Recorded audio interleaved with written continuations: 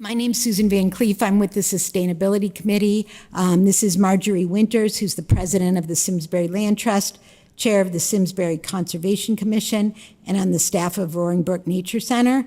Today, she's going to talk about how local gardeners can restore ecological balance to our neighborhoods by removing invasive species.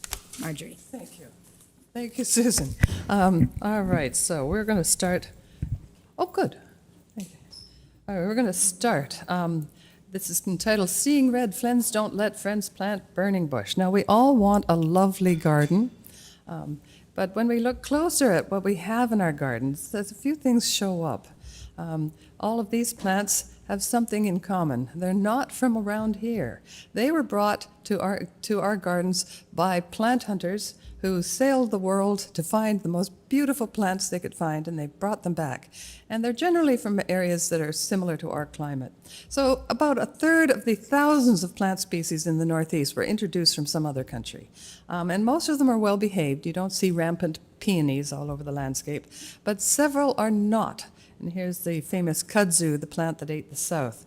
And this is a problem because 3 million acres are lost each year to alien plants. Half the species on the federal endangered species list are there due to invasive species, and the removal of invasives is expensive and time-consuming.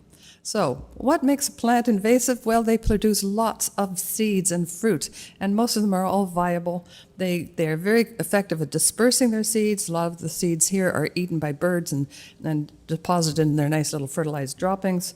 They're easily established. They grow in a wide variety of conditions. They spread and grow rapidly, and they aggressively outcompete other plants. So these are not plants that evolved with our native wildlife. So how did they get here? Well, most of them were introduced by gardeners. Some were introduced by conservation agencies thinking that they'd be a good idea, and 10% were accidentally brought here. And they were generally brought here from climates that are very similar to ours. So that you can see in the sort of teal green, dark blue areas, those are the areas where plants are from. We're not being invaded by things from northern Africa or the steppes of Russia. It's usually plants that are similar to our area. So let's meet some of the invaders. And this one you probably all know. This is the one that we see growing up and down our trees. This is the Oriental bittersweet. Maybe some of you have collected the berries for fall wreaths, and then at the end, after you've made the wreaths, you've thrown them into the backyard, and then surprise, surprise, you have these vines growing everywhere. And you can see them growing up the trees. They're covering the trees. They're smothering the trees. They produce abundant orange berries in the fall that the birds actually like to eat, but nobody is eating their leaves. And here you can see what the trees did. They strangle the trees. They cut into the cambium of the tree bark and weigh down the tree, and the trees fall over. Another very common one is burning bush. This is the one that I remember. I had it in my yard when I moved into Simsbury, and I was delighted when there were all these little seedlings that I could plant in a new hedge. At just about the time I learned that this was a dreadful plant. It was a major plant for the nursery industry in Connecticut. It grows well. It's tough as nails. But the problem is, aside from looking red for a couple of weeks of the year, it really doesn't do much the rest of the year. It doesn't feed anything. The birds eat the berries. But again, the leaves are not eaten by the caterpillars. We're going to keep coming back to that. We need to have holes in our leaves. And this one's easily identified by the corky wings on the branches. And here's the bird eating the seeds and then flying away into our woodlands and depositing the seeds and completely covering the landscape. Another one that was actually planted as a conservation measure and planted because it made lots of berries and was thought to be a good idea for planting them for the birds. This is autumn olive. You can identify it by its silvery underleaf. The top is sort of a green with little tiny speckles on it, and the underleaf is silver with little tiny brown speckles. It is one of the reasons why Simsbury smells so good this time of the year. It's just starting to bloom. It has all these little white flowers, yellowy white flowers, and they're extremely fragrant and very productive. They're visited by the bees, and then they make all these berries. Nice thing is you can eat them. They are edible. But this one, the birds eat them and spread them like mad. There's another one with lots of berries, the multiflora rose, originally from Japan and eastern China. Another one that makes spring smell lovely in Connecticut. It has lovely little rose flowers. The bees do visit them, but it has these arching canes that will just sort of, this is a plant that the canes can be 10, 15 feet. They can grow to 10, 15 feet in height and spread and spread and spread. And every time they touch down, they start regrowing from that place where they landed. You can identify it easily by downward curving thorns. These are wicked, wicked thorns. And also these little things at the base of their leaf called the hairy stipule. You can see that little fringe at the end before it joins the main stalk. That's a wonderful way of identifying multiflora rose. And here you can see the multiflora rose is taken over a shed. And it is a wicked plant to cut down. When it gets big, it is. You have to deal with all those thorns. So eye protection and leather gloves is advised. Here's the plant that will not die, Japanese knotweed. This was brought in as a garden plant because isn't it beautiful? Well, yes. It looks a little. It's also thought of as like a sort of a bamboo. It's got hollow stems with red speckling on them, and every time there's a little node, there's another leaf that comes out. This is a plant that will grow through concrete. It will. It is resistant to a lot of means of killing it because it stores up so much energy in its roots, and even the smallest fragment of its roots will regrow. Another one that we have in our area is Norway maple. This one's a garden plant. It's different than the Canadian or the maple leaf, the sugar maple, which has more like the Canadian maple leaf design. This one has more. It's got the 5 main points, whereas the Canadian, the sugar maple has 3. But this one is an aggressive plant. It has a latex sap in it. You can see on the branch. It flowers earlier than there are native maples, and it will grow in dense shade. It blocks out the sunlight, and because it leaves out earlier, it blocks all the wildflowers, the spring wildflowers. They don't get the spring sunlight that they need. Another one is Japanese barberry. This one we often put into our yards because it has that lovely maroon color to it. And then it makes lovely little berries that the birds eat. Again, the berries are a big theme here. But just because yours is, it looks like it's behaving in your yard. It's really not. When the birds eat it, they fly away. And this is the result. They go into the woods. And when the berries germinate, they do not go back to the maroon color. They revert to the green color. And it tends to dominate the landscape. The interesting thing is this plant poses a potential health threat for us in that it harbors the little deer mice, keeps a nice safe place because of all the thorns on this plant. It keeps a safe place for the deer mice who eat the berries, and then the deer mice are part of the life cycle for the Lyme disease deer tick. So wherever we have high stands of Japanese barberry, we tend to have more cases of Lyme disease. Another one is the native honeysuckle. The non-native honeysuckles, we do have a couple of native honeysuckles, but the non-native honeysuckles do proliferate along the landscape again because they are carried by the birds. And here you can see they're aggressively taking over this woodland. And interestingly enough, it affects the bird's plumage. So here we have a cedar waxwing who's eating, he should be eating the orange berries, in this case, the orange or the red berries of the honeysuckles. And birds get their pigment from for their feathers from what they eat. Sort of if we ate too many orange vegetables, pumpkin and carrots, we would turn a lovely orange glow. Well, the same thing with these birds. So here's a cedar waxwing. He's been eating too many of the non-native berries, and instead of having a yellow tip to his tail, it's an orange tip. And that doesn't seem like such a big deal, unless you're a female bird choosing a mate and you look at him and say, what is wrong with him? So the orange tip is going to miss out on the breeding season. Another one is common buckthorn. This is one that, again, produces an awful lot of berries, but it's interesting in that the berries are high in carbohydrates, as most of our non-native fruit are, and they're very low in nutrients. So the birds eat, but they're not getting the right thing. They're sort of getting a junk food diet. But the buckthorn can cause problems with the birds that can cause excessive diarrhea, even death in these birds. And here's the easiest one to remove, but requires persistence. Garlic mustard. This was brought over as a food plant. It is a biennial. So the first year, it just has a little basal rosette on the bottom, and the next year, it begins to flower. And then it makes seeds. All of those flowers make seeds, and it can make hundreds and thousands of seeds each plant, and they all remain viable in the soil for about 5 to 7 to 10 years. So once you see them, you just have to keep pulling and pulling and pulling and pulling, and eventually you can master this one. This is a new invader to Simsbury. It was just found last year, mile a minute vine, and as the name implies, it grows aggressively. It has triangular leaves and little blue berries that the birds can eat. It will grow 6 inches in a day, and it will take over an area. So we're on the watch for this one. If you see those triangle leaves in your yard, watch out. Here's how it's been spreading through Connecticut. And that's just up to 2021. And here's one that you will become very familiar with. This is mugwort.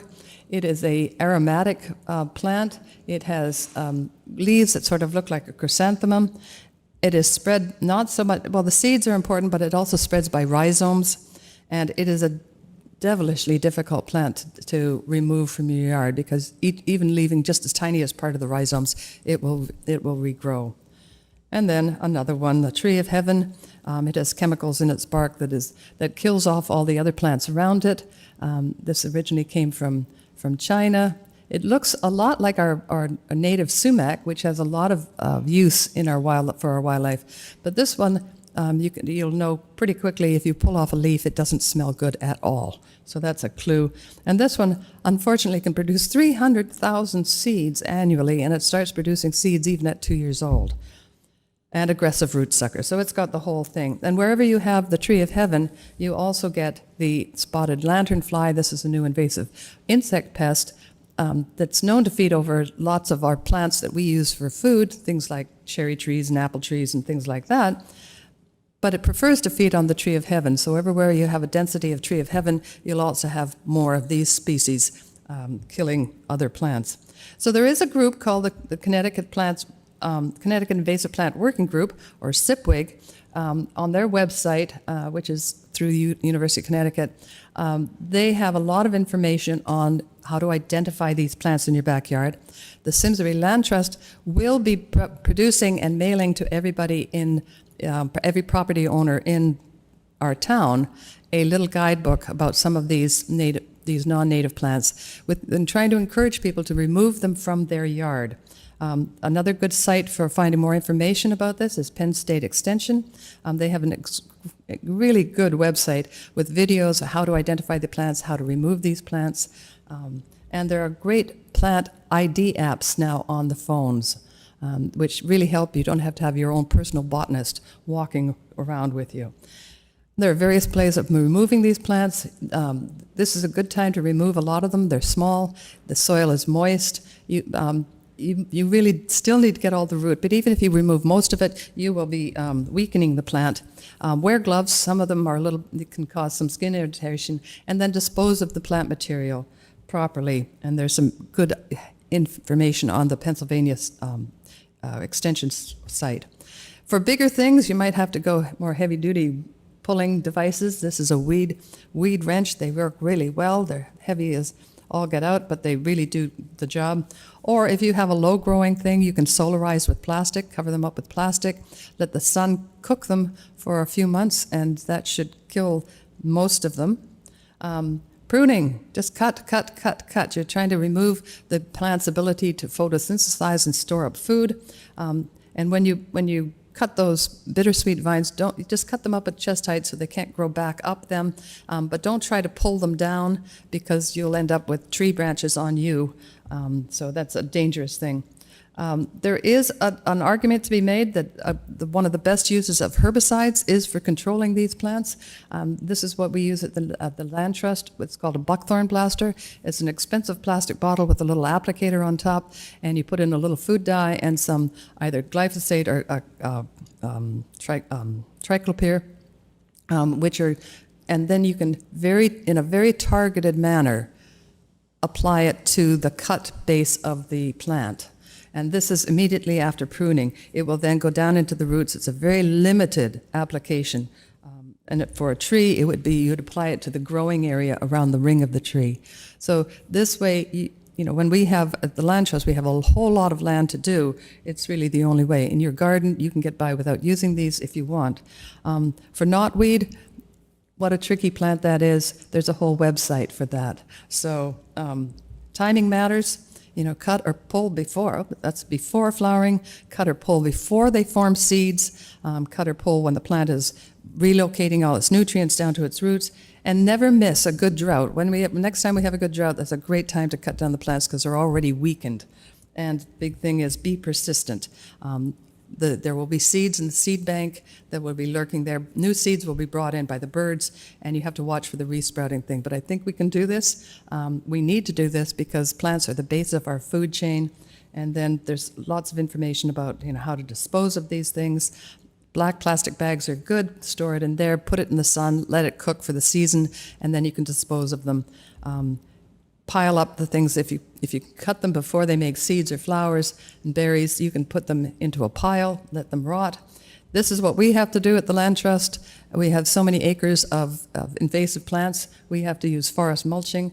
And if you think it's hard weeding your yard, try working for the landscape. But we're always looking for volunteers to help us with our plant removal. We have a sign-up sheet that you can contact us. We're always looking for volunteers. We have set up dates to tackle these things. But it doesn't make any sense for us to remove them from our Land Trust site if people are still planting them or allowing them on their site. 70% of the land of the Simsbury is managed landscape that we all control. Only 30% is open space, and a tiny portion of that is the Simsbury Land Trust property. So we all need to remove the invasives from our yard so they don't end up in the wild areas. And we don't want the ones from our Land Trust to end up in your yards. So we must all do this together. So I want to thank you for coming today and listening to this. All right. Thank you. Internet killed all the print ads, so I stopped doing that. And then I moved to a sunny piece of farmland. I could finally go solar myself. I used to live in Farmington for 15 years in the woods, so I couldn't go solar, which is ironic for someone who published solar magazines. But so I've been thrilled. I went solar 4 years ago. It's been great. I got no power bills, and the technology's really increased, and the prices have come down so much in years. It's booming. So I hired a great dealer to do my place, and I'm bringing my skills to Earthlight, and it's been a great fit. These might not be much of a surprise to anybody. Why would you want to go solar? For most people, you're just saving a ton of money. The power bills in Connecticut are huge, and it just keeps going up. It's why solar's so big in Connecticut. I got friends in Florida and other parts of the country that are much sunnier than Connecticut, and people are always wondering why they don't see solar booming down there. And they get twice the amount of sun that Connecticut does in the year. It's because the power prices. In Connecticut, we're paying almost 30 cents a kilowatt hour now. In Florida, it's about 12 cents. So it doesn't pay to have solar. I mean, people do it for other reasons there, but in solar, in Connecticut and New England, in these states, we have high power rates. So solar is very popular here. Obviously, people want to save money. A big reason people are going solar, especially as people get towards retirement years, is they want a predictable expense on their household. So they know if they're paying whatever they're paying now for solar, for electricity, in 5-10 years, knowing how Eversource changes rates, they could be stuck with a high power bill that they're not prepared to budget for. So we see that a lot. And resiliency is another factor, especially with battery systems, which are the technology in that has really improved in the last few years. And that's a whole separate talk. I won't get into details now. But people who have solar with a battery system, if they're concerned that they might have power outages every so often, or if they're expecting maybe the power is going to go out for an extended period of time, this gives them resiliency because you could produce your own power, you could store it, and really you could be off the grid as long as the sun pokes out and refills the batteries from the sun. You're in good shape. So a lot of people are thinking that way. So how do you know if you're a good fit for solar? Some people are, some people aren't. Basically, you want to have at least a $100 power bill, which is most homes. But if you are in a lucky home that you're super energy efficient and you just don't need much power, usually solar doesn't pay because the expense of the project is not going to have much of a payback to you. You want to own your home, so if you're in an apartment or if you're in a condo that would not allow it, you're not allowed to do it. So you would not be a fit for solar there. You have to have good sun. Like I said, when I lived in the forests of Farmington, Connecticut, there was no chance I was going to have solar. Even if I were to shamefully destroy all the trees, I should not even have solar there because I was up against a ridge as well. So you got to look at the whole topography of your land, which we do when we model everyone's homes. So it's not just the trees, it's the surrounding shape of the land and any surrounding structures. And you got to have a decent roof space. So if you can't fit solar on your roof, then you can't have solar unless you have a big field where you can put up a ground mount system. But for a lot of homes in Connecticut, even big homes, there's roofs that they're beautiful architecturally, but they weren't thinking about solar when they designed it. They've got all sorts of dormers and angles, which are, striking to look at, but you can't fit any rectangular solar panels on it. So you have to have a good roof for it too. Also, you're going to want to be staying put for a while because when you put up a solar system, it takes some time to earn back the savings, especially if you purchase it. So if you work maybe for a company or the military or somebody where you might get moved around a lot, that pays to think twice about going solar because you're not going to be around. All right, incentives. Are people familiar with solar incentives? No. They're huge. 30% now for federal tax credit. That's the big one for solar. So if you purchase a system with solar on your federal tax credit, you can get a credit, or on your federal tax return, you can get a credit worth 30% of the value of your solar system, plus anything related to site preparation. So if you had to trim a tree, or you had to upgrade your electric panel in your basement, any of these services that help you go solar, if it's related to going solar, you can add that to your tax credit. So that's great. I have a lot of customers who have an old electric panel and they wanted to go solar. They always had in mind the idea of upgrading the service panel, but now as part of going solar, they can not only do that, but they can get a 30% discount on upgrading their electrical.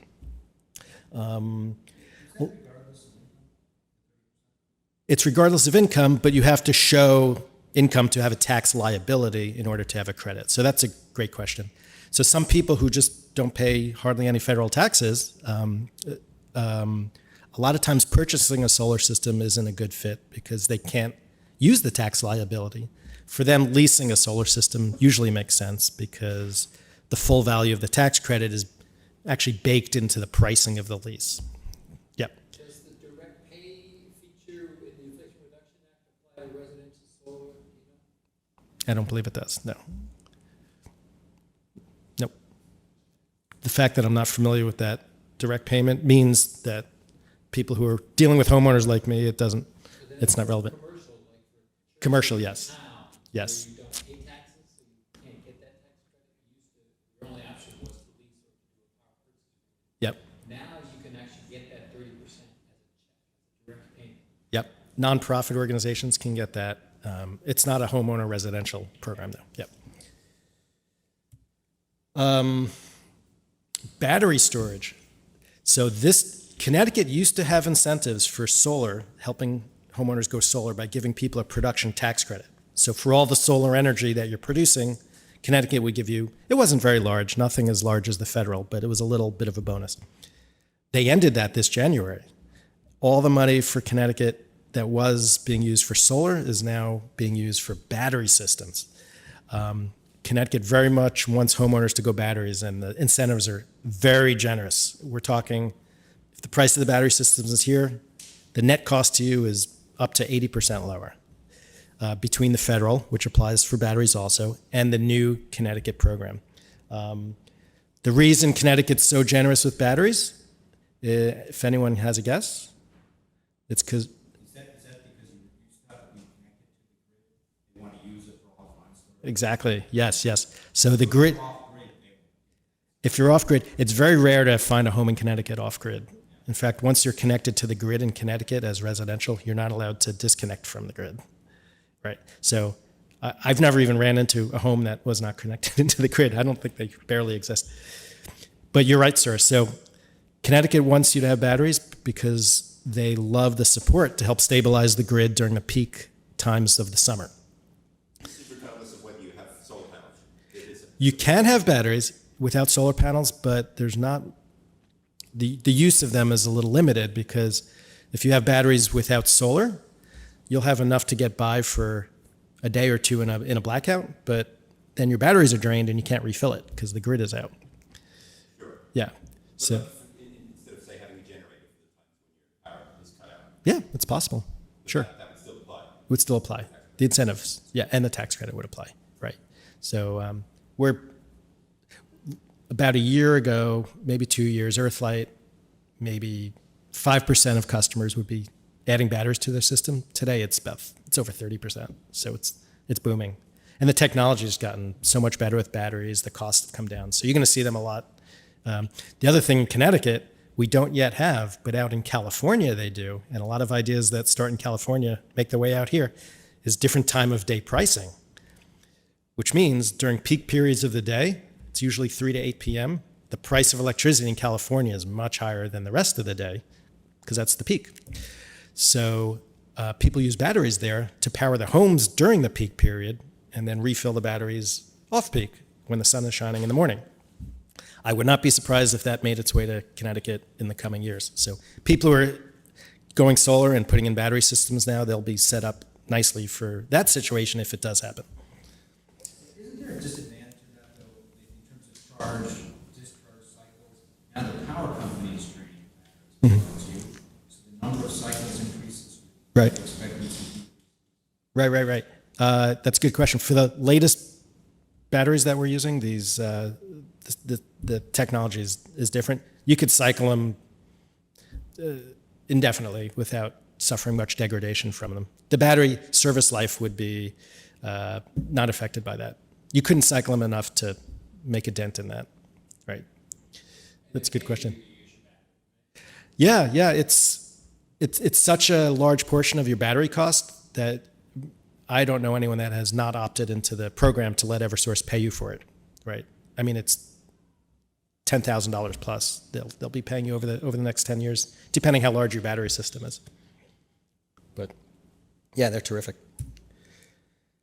Okay, so buying versus leasing. This is a question we get a lot. People want to go solar. I hear a lot of people lease systems. I hear a lot of people purchasing system. Which one is right for me?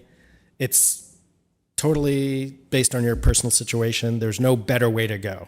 I will tell you that a lot of solar dealers kind of push one option, usually leasing, because they make a little more money on it. That tax credit that we spoke about, if you lease the system, the solar company, they get the tax credit. But for some people, that's worth doing because they can't use the tax credit. So it's a good arrangement, but you got to know you got to choose your option wisely. Your tax appetite is very critical for deciding whether to purchase or to lease. Cash flow. I had a customer last week who's a small business owner. He's a veterinarian. He's got a beautiful farm, and he's building all these rehab things for horses, etc. He's going solar with me. He's got cash, but he wants to lease because it'll pay him off better if he uses cash towards expanding his business, which he'll get a higher rate of return on versus buying solar and putting it on the roof. If you purchase a system, the lifetime return on investment is somewhere in the 10 to 12% per year range, which is good for an investment. It's better than treasury bills. But he's expecting his business to grow at a higher rate. So he is going to lease a system just so he has a lower monthly cash outtake. And he's going to conserve his cash to use for his business, which I thought was really smart. Expected time in the home, that's very important. So if someone is in a position where they think, you know what, I might be moving maybe 5 to 7 years because I'm growing in my company and they might relocate me. Even if they've got plenty of dough, that's a good situation where you should lease, because when you're leasing, right from the start, you're going to save money. You don't start paying anything until your solar system is installed. So instead of paying Eversource here, your first lease payment would be here. You'd be saving money right from the start. If you purchase a system, it's very different because you're outlaying the cash for the entire system, and then it might take you 6 or 7 years to pay it back. Well, if you're going to move in 7 years, you'll buy the system, you're going to save all the money, and then you're going to move. You didn't really save anything. The new homeowners, they're going to buy your house. They're going to enjoy all the savings. You'll have some residual value on the equipment to add to the value of your home, but you will have saved more money if you lease, if you know you might move in the next 6, 7, 8 years. Does that make sense? Right. And then there's just some people who prefer to own versus not. If you know you're going to be in the home for a while, I just got people who are very technical. I want to own it. I know how to solve any problem. I want to own my stuff. That's a frequent reason to do that. Mine, I purchased my system. I had some extra cash, which was not earning very much in an investment. I cashed that in, put it in solar, and instead of I was paying like $220 a month for Eversource.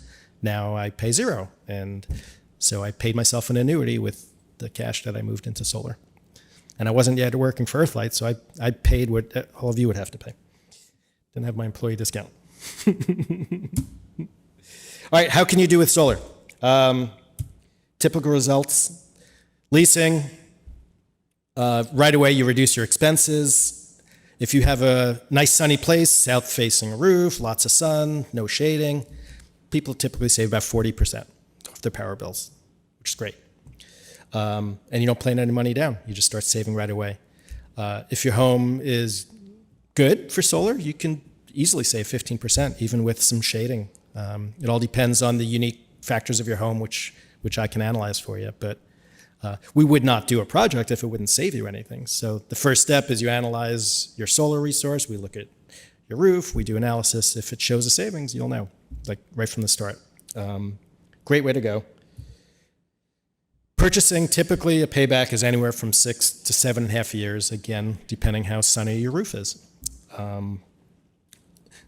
Put out the money, 6 or 7 years, you got all that savings back versus what you would have spent on Eversource, and then for the rest of your time in the house, it's all pure profit. So these solar panels nowadays, they'll work for 40 plus years. We don't even know when they stop working. They just slightly degrade each year by about 0.5 to 1/4% linearly forever. SunPower is 39 years old and our first panels are still working. We just don't know when they'll stop. Nothing chemically about them would indicate that there's a date where they just shut off. My panels, the modern stuff, they degrade at 0.25%. 20 years from now, they're still going to produce at 96% of what they did year one. So in 40 years, they'll still produce about 90% of what they did year one. So it's great. That's comforting to people who think, oh, if I put them on, they're going to be obsolete in 20 years.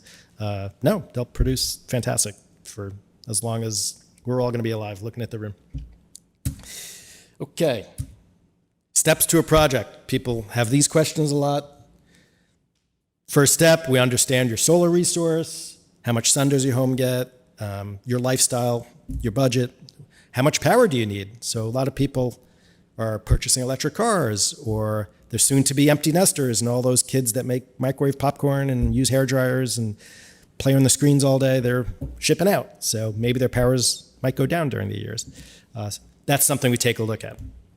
And your life plans. How long are you in the house? You're soon to retire. Financial situation. All these factors come into play when you're thinking about going solar. We do an analysis on the house. How much sun do you get is the main thing. If it looks promising, then we move ahead to the next steps. If it doesn't look promising, you'll know. And we're just like, it's not a fit for you. And then you'll have an answer, and then nothing gained, nothing lost. After somebody is interested in moving ahead, we send a technician to your home. We do precise analysis on the ground with drone measurements. We know exactly how much solar energy can produce at every possible panel position on your house. We get a ground's eye view of all the trees.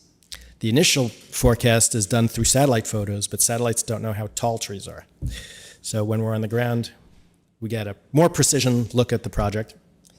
We also plan where every run of conduit would go. We plan where every component would go next to your electric box. It's a very thorough process. The homeowners are involved. It's collaborative. We put a final design packet together. That's what's used for permitting. We do the interconnection agreements with Eversource. So for a homeowner going solar, there's no paperwork. There's no meeting inspectors. It's all turnkey. Then you're installed. Then Eversource comes to your home to give a final blessing on the thing that all the connections look good before you send energy on their grid. Then you're good to go.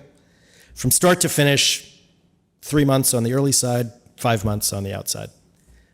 Most of that, almost all of that, is waiting on permits, inspections, and Eversource, who does what they do. Can't make them come any quicker.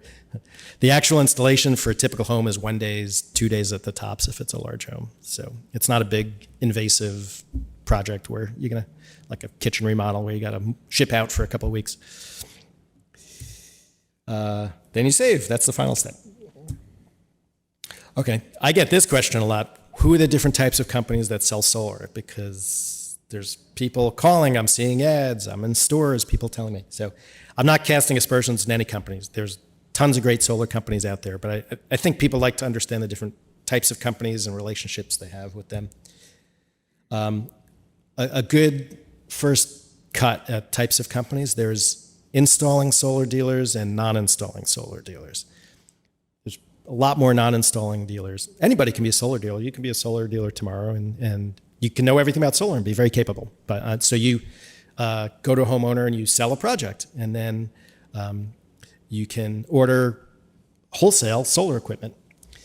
To install it, you have to be a licensed electrician. You need guys that can go on a roof and install everything. So they hire third-party people. So a lot of solar dealers, they're subcontracting out all the work.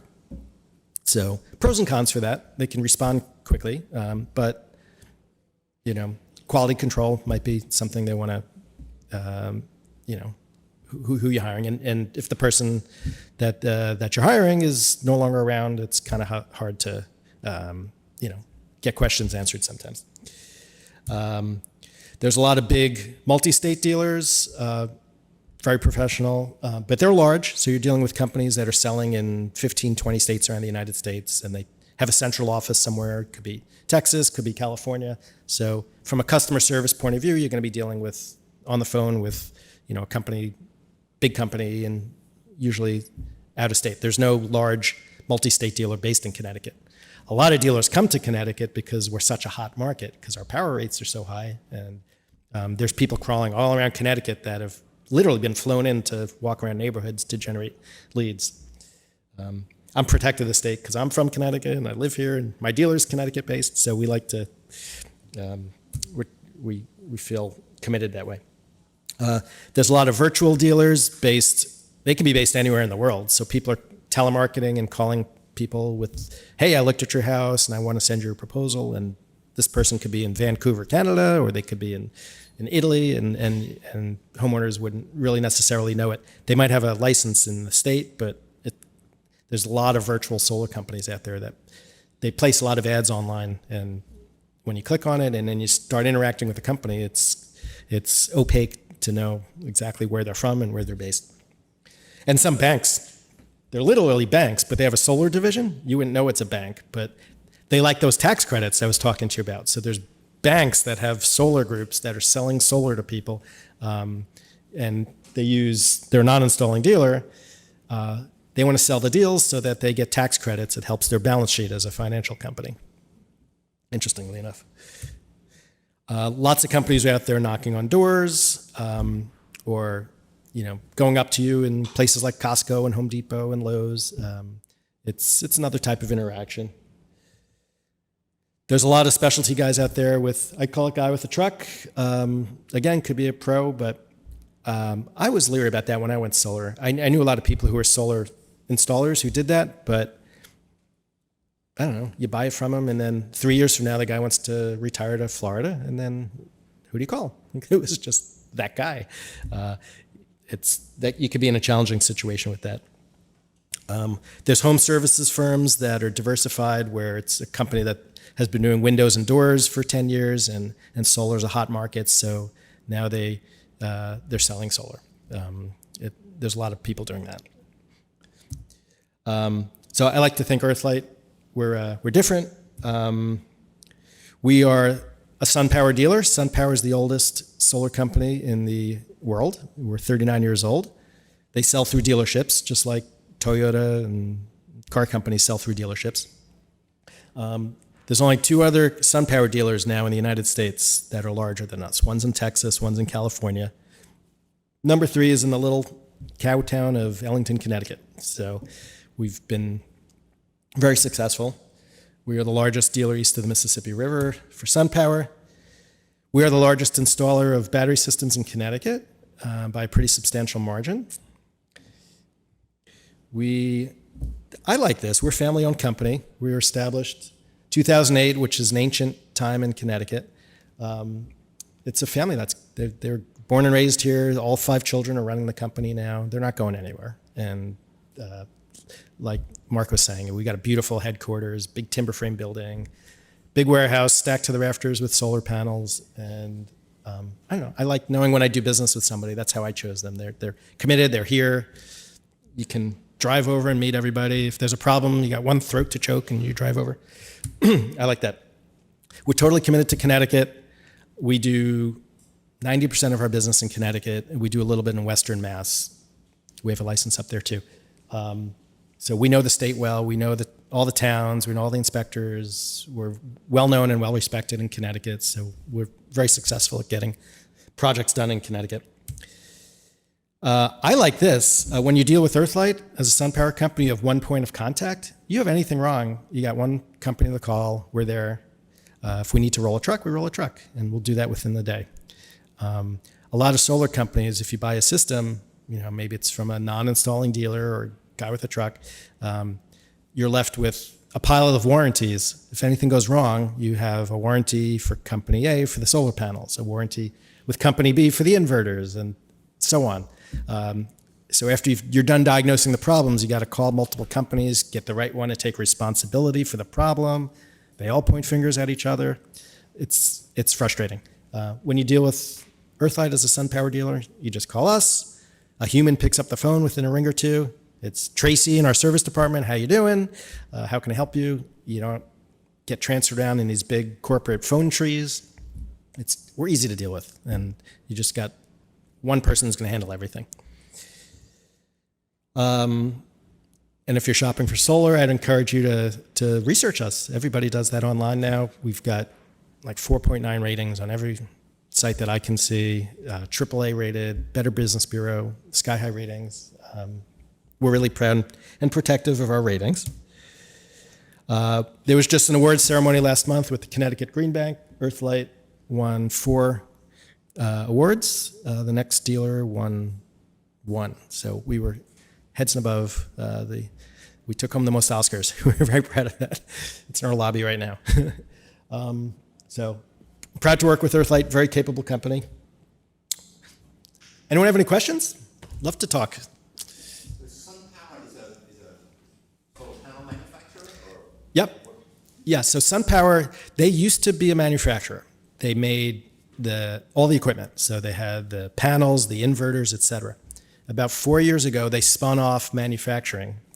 So the panel maker is now called Maxeon. It's all SunPower technology, but it's spun off to its own public company.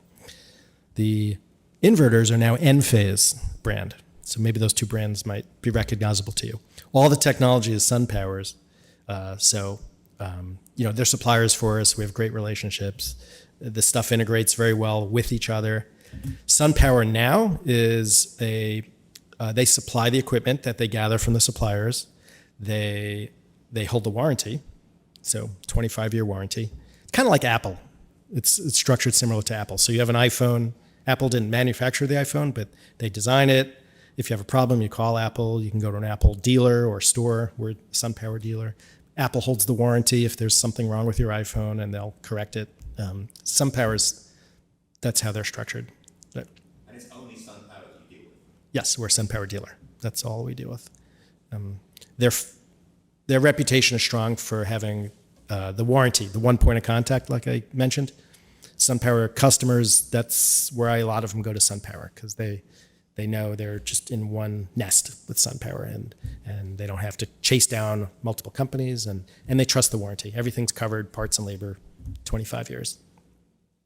Technologies. Yep, sir? Who did you say is battery supplier? We are a dealer for Tesla Powerwall.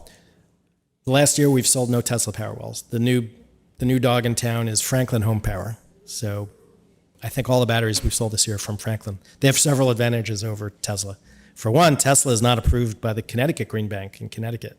So the big incentives programs that I mentioned before, if you buy Tesla, it doesn't qualify. So it's $8,000 to $10,000 that you're not getting buying a Tesla versus the other one. The other reason is the technology is different. Tesla's playing catch up a little bit. They're still using lithium-ion batteries in people's homes, which a lot of people are uncomfortable with. If they ever catch fire, you cannot put them out. The new batteries are lithium iron phosphate, IRON, and Franklin Home Power uses that technology. They can't burn. Then chemically, you can douse the battery in kerosene, throw a match on them. They won't light fire.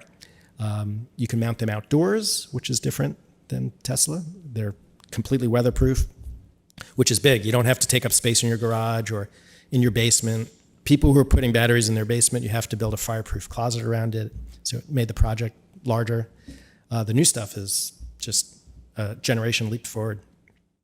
All right, yeah, first of all, thank you guys all for coming out. Awesome day to be out and about, and I'm happy to be here. Thank you for inviting me again.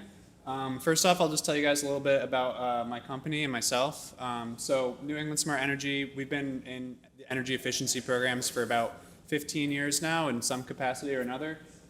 Mostly we focus on home energy solutions and home energy solutions income eligible, which are the Energize Connecticut's residential assessment programs. We also do a little bit of work in the multifamily programs and some commercial stuff, but the residential assessments is like our bread and butter basically. A little bit about myself. I've been with this company for about 9 years now. Before that, I was in environmental restoration for a little bit. My role is mostly managing the residential assessment crews, but occasionally I get to come out and do these events too, which is always fun. So yeah, we're gonna talk primarily about what these assessments entail. We'll talk a little bit about just like residential energy efficiency in general, and how you guys can sign up for this stuff, what it comes with, and all that fun stuff. Just kind of overall benefits of home energy solutions. So also, I should preface this by saying, if you guys aren't familiar with like Energize Connecticut is an organization that's comprised of like all of the state utility companies as well as the Connecticut Green Bank. So it's like a conglomerate of utilities and energy efficiency entities. And these programs are all funded by ratepayers. So when you guys pay utility bills in Connecticut, whether it's Eversource, I'm assuming you guys are local, or UI if you're in that territory, you're paying a small charge each month on your bill, some mill rate of the bill. It's a combined public benefit charge, and that money feeds into this large fund that's then used to subsidize programs like this. So a lot of people ask like, or they think it's a scam, or they ask like, how is this free? It's really not free, it's not charity, you just already paid for it, right? So that's how that works. Overall benefits of these assessments, just in general, help people save money, help people save energy. Those two things obviously go hand in hand. Energy costs money. Comfort is a big one, helping to eliminate like drafts in areas in the home that make it heat unevenly.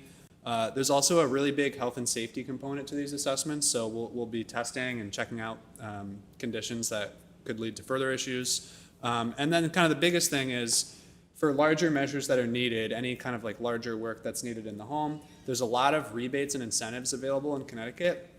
And this is just sort of like a gateway to accessing all of that. So going through these assessments is sort of like the first stepping stone in more large scale energy efficiency projects for the home.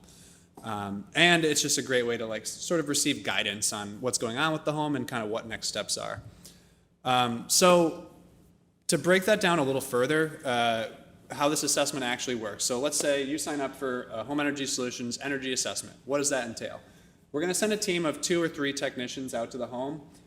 These assessments do typically take like 3, 4, hours, sometimes longer, depending on what's needed in the home and what's going on. A good way to break down the sort of content of the assessment is I like to think of it as sort of 3 stages. They all happen at once, but first of all, we're doing a health and safety walkthrough and check. So what that includes is basically checking out anything in the home that could be a health and safety barrier. So we're testing combustion appliances, boilers, furnaces, gas ovens and dryers and fireplaces, anything that burns fuel. We're doing combustion safety analysis on it. So we'll test the exhaust. We'll make sure that there's no exhaust spillage, no high levels of carbon monoxide, nothing like that. If there's gas in the home, natural or propane, we'll test all the gas line fittings, make sure there's no gas leaks. We'll look for things like asbestos, mold, knob and tube wiring, really just any kind of like health and safety issues. And a lot of times we'll find things that customers just weren't aware of, like minor gas leaks or mold in an attic that they never go in. So it's a good start to the assessment. Obviously, we're doing that because it's for safety concerns, but also to make sure that it's going to be safe to try to like tighten up these homes. Like you don't want to tighten up a home that has mold in it. You don't want to run a pressure test on a home that has asbestos material in it. So that's sort of step 1. Step 2 of these assessments is what we call instant savings measures. So there's actually some stuff that we're doing right on site the first time that we go out to like instantly start saving money in the home. The biggest one is going to be blower door guided air sealing. So what that is, if anyone's not familiar with blower door testing, which I wouldn't expect that you are, a blower door test is basically a pressure test that we run on homes to identify air leakage points and measure how tight the house is. So what that looks like, it's basically a large fan that we fit into a frame into an exterior door. So it's like a frame with an airtight shroud. We fit it into an exterior door, and we use a large fan to basically suck air out of the house rapidly. And then with calibrated pressure meters, we can do 2 things. 1, we can measure how much air can pull through that house. So essentially, we have a pressure meter. It's referencing pressure inside the house to outside. And then you're running up a large fan. The meter is measuring how hard that fan has to work to achieve a certain pressure. And with that information, we can actually calculate like exactly how airtight that house is and compare it to like a standard based on the size of the house and number of occupants and other factors. So we're seeing like how tight is this place, how much room for improvement there is. The second thing the test does is it actually allows us to pinpoint air leakage areas. And how that works is because the house is under an intense negative pressure, you'll actually be able to feel air infiltrating into the home. So like anywhere where there's like a gap or a crack where air might be able to pass outside, we'll actually be able to feel air pulling in through that area while the house is under negative pressure, and that can kind of guide us through the sealing process. So blower door guided air sealing, definitely biggest instant saving measure we're doing on site. The other big one is if there's ductwork in the home, we're running a similar test on the ducts. It's called a duct blaster test. Same deal. We're sealing off all the vents temporarily. We hook up a fan into the ducts, we pressurize them, see how leaky they are, and then we can actually do duct sealing, like either mastic sealant or tape, and we're taping up seams on the ductwork, which can really add up to a lot of savings, especially if the ducts run through unconditioned areas like attics or basements.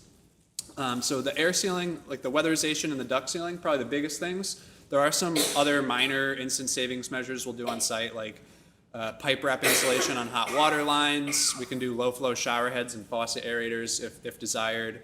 A few other more minor things, but the air sealing and duct sealing are the biggest. And then kind of the final component of these assessments is the more big picture stuff. So we're doing the health and safety checks while we're there. We're doing the air sealing, duct sealing while we're there. But in doing that, we're also collecting all the information about the house. So all the specs of the home, insulation levels, appliances, windows, heating, cooling systems, all that. In doing that, we're going to determine basically just how does everything stand? How old is everything? How efficient is everything? What sort of opportunities for improvement are there? Biggest thing being what sort of rebates and incentives will customers qualify for? And then we'll kind of sit down with the customer. You get a report that kind of goes over everything that was done during the assessment, any recommendations that were made, and then we'll go through like all of the rebates that customers might qualify for, explain how they can take advantage of that stuff, explain what sort of financing options are available. So it's just a really good way to kind of have all this evaluated by building science professionals at one time and just kind of sit down and talk you through it. Owning a home, there's always like a million things going on. Everyone's always, "Oh, I think my water heater's getting old, or I need new windows, or whatever it might be. So it's often really helpful to just sort of sit down with the, building science professional and just sort of talk through like, all right, look, here's what is really high priority. Here's where your best return on investments are going to be. Here's where the incentives are in Connecticut right now. And here's what you can do. That's the basis of what goes on during these assessments. I did want to talk about HESI briefly. So there's two programs. The assessments are very similar. What I just described is a market rate assessment. So that would be like anyone who doesn't qualify for the low income program. If people do qualify for the low income program based on their income, it's a very similar program, but it's better in many ways. Instead of like rebates, basically energy efficiency upgrades would just be directly incentivized. In many cases up to 100%, especially on things like insulation, but sometimes even windows and heat pumps too, depending on what the existing conditions are.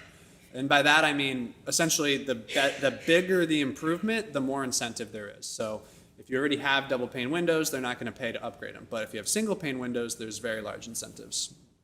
The other difference with the income eligible program is that gives you access to barrier remediation programs.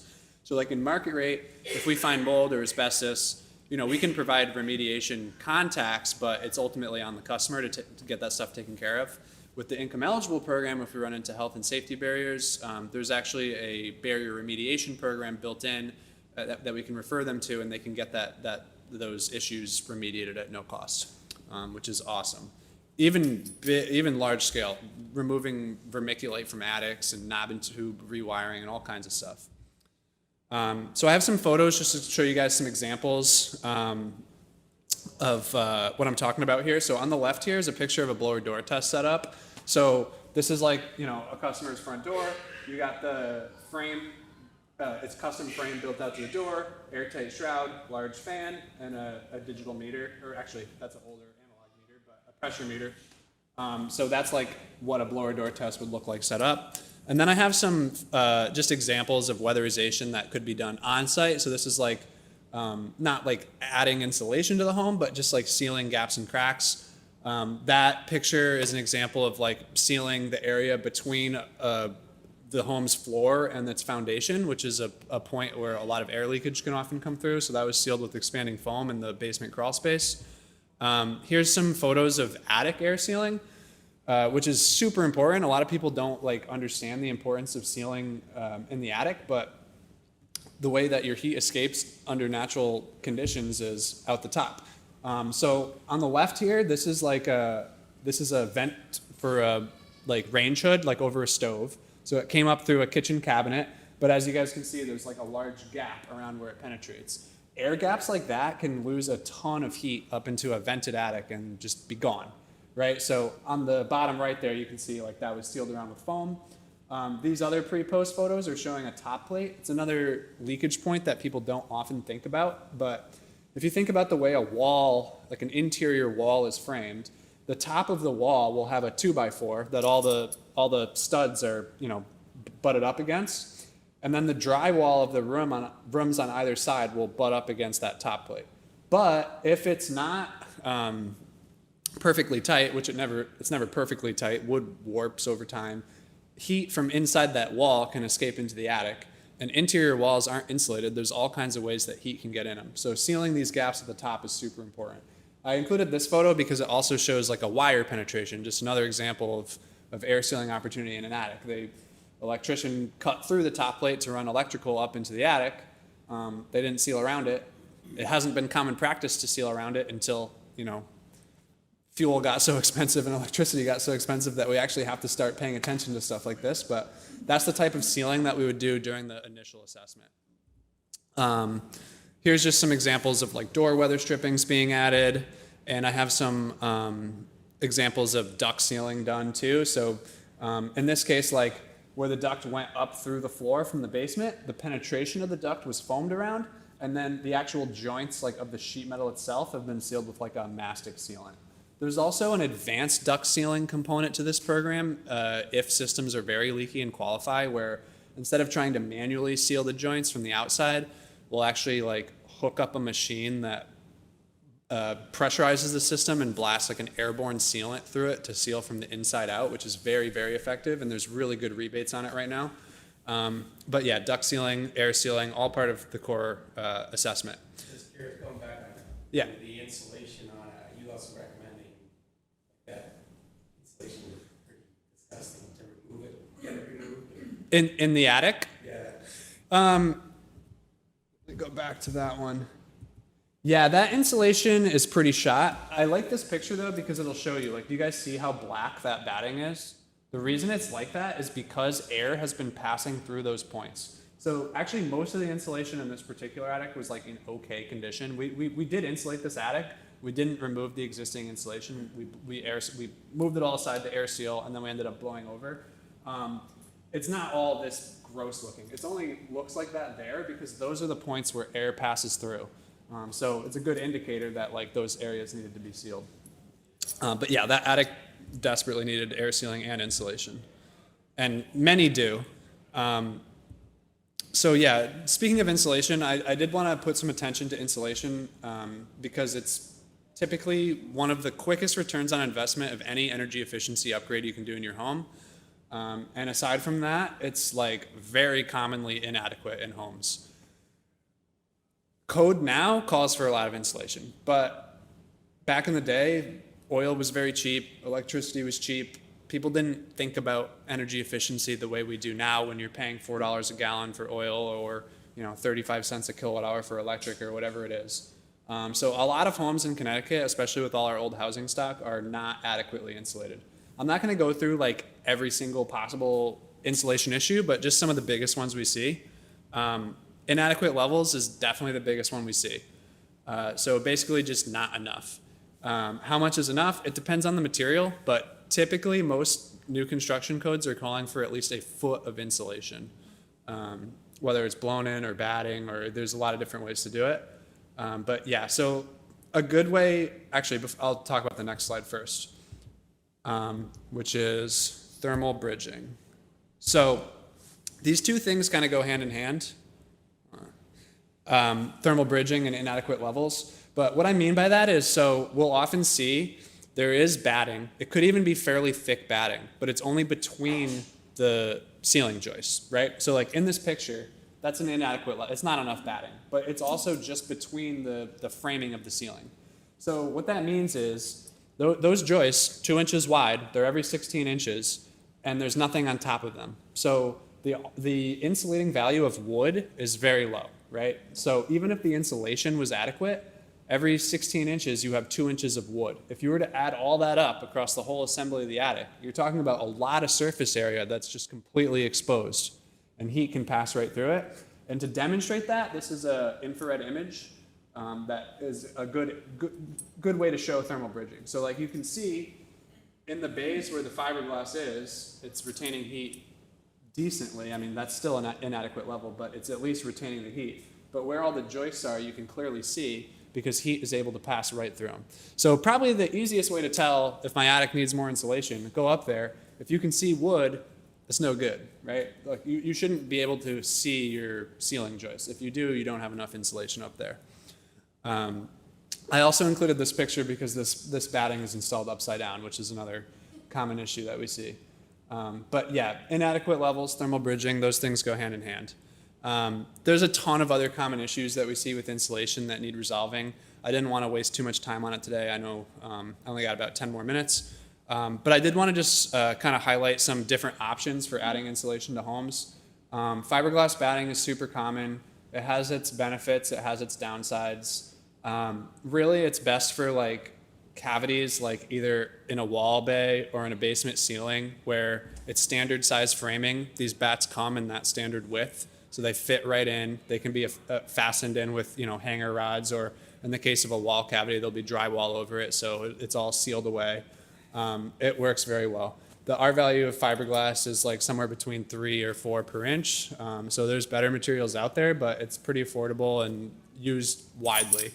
Downsides being it can derate over time if it gets compressed or filled with dust or whatever. Also, it's a long skin and eye irritant, so not fun stuff to play with. Obviously, it's in your walls, not a big deal there. Cellulose, Very, very popular insulating material for a reason. It's pretty sustainable. It's actually made from recycled newspaper that's treated with a couple of things to make it fire retardant. But it's pretty cheap and it's super effective, and it can be blown like pretty much anywhere. This is an example of an attic that was blown over. There's like about 14 to maybe 16 inches of cellulose in there, so it's up to R49, which is Energy Star levels. Obviously, you guys can see there's no exposed joists. They're totally covered. It's a pretty well insulated attic. In the case of this customer, they wanted a catwalk maintained through the attic, so they could go, back and forth and check out the roof or whatever. A lot of people will do that. If you wanted to do an even more efficient version of this, you would actually frame this up so that you could insulate fully underneath and then have flooring on top. But obviously that adds, cost. In this case, then they wanted it just dammed off, which is better than nothing. But yeah, cellulose is very effective. The other cool thing about cellulose, yeah, go ahead.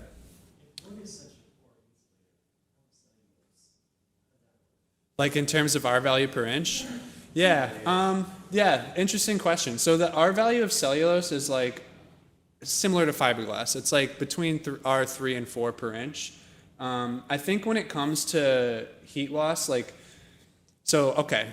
basically like the denser something is, typically the worse it's gonna be as an insulator, because really when you're talking about R value, you're just talking about how long does it take for energy to pass through it. Like nothing will stop heat flow, or no material will stop heat from conducting through it, but certain ones will take longer. So like in the case of fiberglass, for example, the reason fiberglass is a good insulator is because instead of being like a dense solid material, it's like strands of fibrous glass, basically, like a nest of it almost. So like that thermal energy has to conduct through like all these little strands of glass, basically.